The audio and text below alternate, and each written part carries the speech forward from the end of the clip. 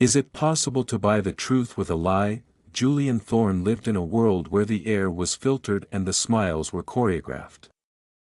He was a man who owned the skyline, but as he sat in his glass tower, he realized he was a ghost in his own life. To the women he dated, he was not a man, he was a portfolio. He was a series of assets, a ticket to a life of curated ease. He hungered for something the market couldn't provide, a heart that beat for him when the lights were out and the bank accounts were empty, so, he made a choice that his board of directors would call madness. He stepped out of his hand-stitched silk and into the anonymity of the common man. He traded his fleet of silver cars for a pair of scuffed boots and a bus pass. He went looking for love in the rain, in the quiet corners of the city where the currency isn't gold, but character. What he found was a flickering neon sign, a cup of bitter coffee, and a woman whose burden was heavier than his entire fortune. This is the story of a man who tried to hide his wealth, only to realize he had been the poorest man in the room all along. Julian Thorne's life was a masterpiece of cold precision. He woke at 5, drank coffee that cost more than a worker's daily wage, and spent his hours moving imaginary numbers across digital screens. By 30, he had conquered the city, but the city had a way of hollowing a man out. His apartment was a museum of things he didn't use. He had dated actresses who looked at his watch more than his eyes, and heiresses who spoke only of the synergy of their families.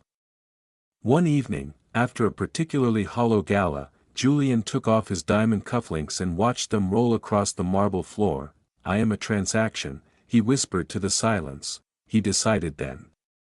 He would disappear. Not into the grave, but into the crowd. He told his lawyers he was taking a sabbatical. He rented a room in a district where the paint was peeling and the heaters groaned. He became Jules, a man with no last name and a story about a failed business and a weary heart. He was cold and his boots were leaking.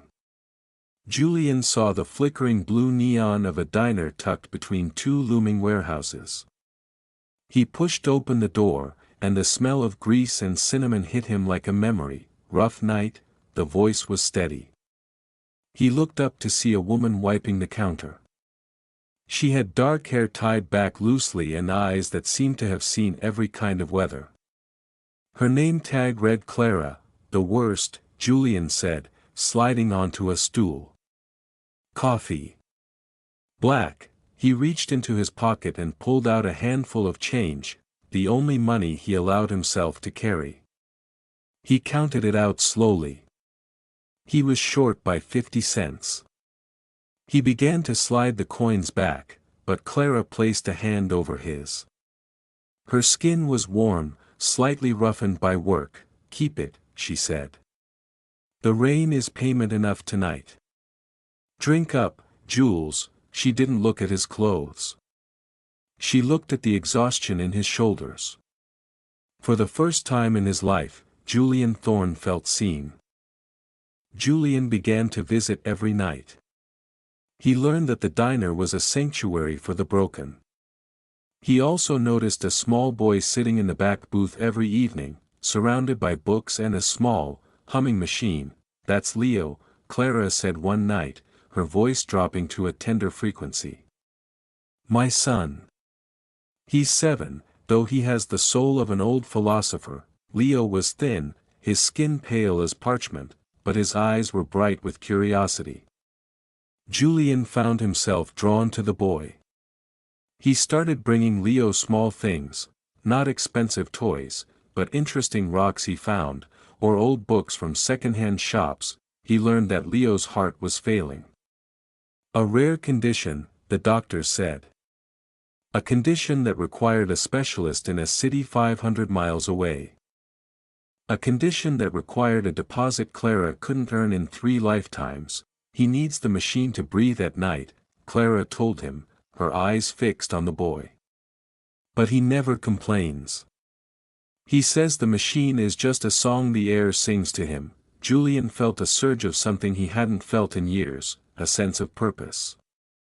He could pay for the surgery with a stroke of a pen. But the lie stood between them like a wall of glass. The more Julian fell in love with Clara, the more he hated his fortune. He loved her for the way she handled a rush of angry customers with grace. He loved her for the way she hummed to Leo when the boy was tired. He loved her because she loved Jules, the man who had nothing but a few stories and a kind heart, but Leo's health took a sharp turn. One Tuesday, the back booth was empty. The diner felt cold. Julian found Clara in the hospital hallway, her head in her hands. The hospital was a public one, loud, crowded, and smelling of bleach and despair. They won't move him, she sobbed into Julian's shoulder. They say he's too unstable for the flight, and we don't have the insurance for the private transport. They're just waiting for him to stop fighting, Jules. Julian looked at the nurses moving past, indifferent to the tragedy in the hallway. He looked at Clara, the woman who had given him a free cup of coffee when he was a stranger. He's not going to stop fighting, Julian said, his voice turning into the steel tone of the billionaire he used to be. Wait here. Julian walked to the end of the hall and pulled a small, black phone from a hidden pocket in his worn jacket.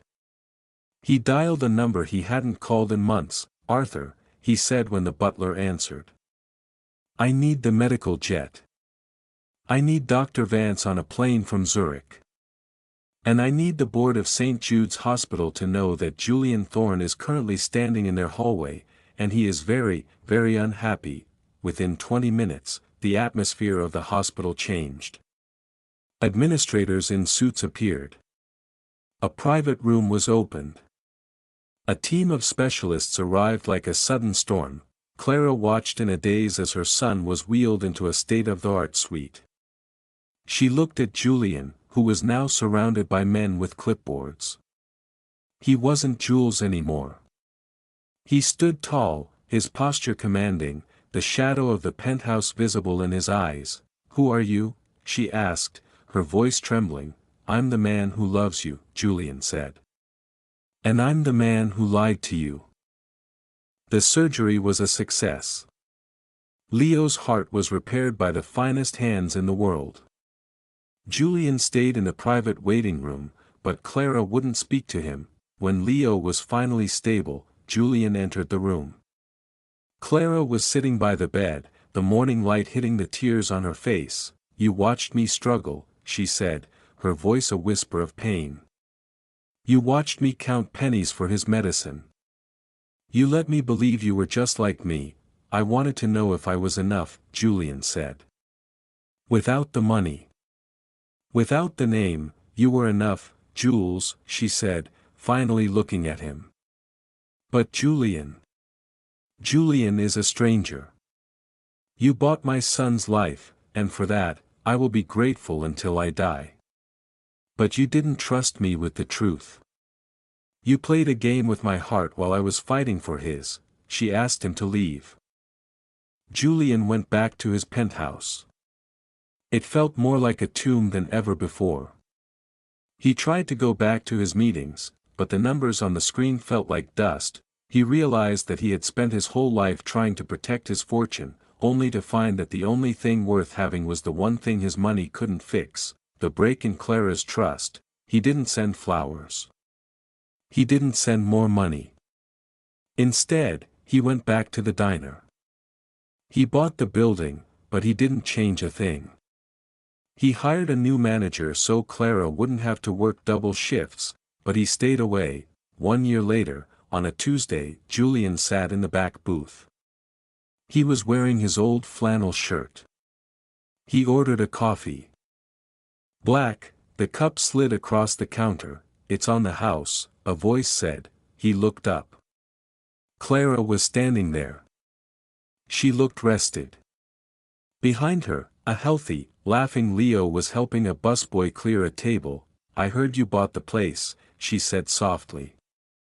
And that you haven't changed the prices. I like the way it feels, Julian said. It feels like the truth. Clara sat down in the booth across from him. She didn't look at the billionaire. She looked at the man who had brought rocks to a sick boy. Leo misses his philosopher friend, she said. And I missed the man who only had 80 cents, Julian reached across the table. He didn't offer her a diamond. He offered her his hand. He's still here, Julian said. He just needed to learn that the most expensive things in life are the ones you can't pay for. Julian Thorne spent a fortune trying to find a heart that couldn't be bought, only to realize that the greatest lie wasn't the one he told Clara, it was the one he told himself. He believed that his wealth was a barrier to love, but he learned that love is the only thing that gives wealth its meaning. The moral of this story is that character is not found in what we possess, but in what we are willing to sacrifice for others. Kindness is a currency that never devalues, and the most beautiful things in this world are often hidden in the places we usually walk right past. Don't wait to be enough to start being kind. Because to someone in the rain, your 80 cents might be worth more than $1 million.